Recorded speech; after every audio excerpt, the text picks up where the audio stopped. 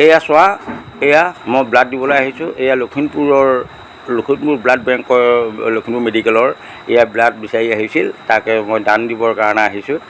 এয়া মই আজি দান দিবলৈ ওলাইছোঁ, ৰক্তদান দিবলৈ আহিছোঁ, মোৰ জৰিয়তে যাতে কোনোবা এজনৰ এই উপকাৰ হয়।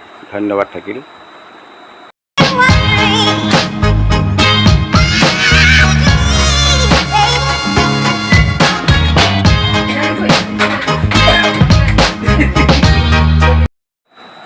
এয়া চোৱা, মই ৰক্তদান কৰিবলৈ ওলাইছোঁ আৰু এটোপাল ৰক্তই আমাক যদি কোনোবা এজনৰ যদি প্ৰাণ বচাব পাৰে, সেয়েহে মই ৰক্তদান কৰিছোঁ।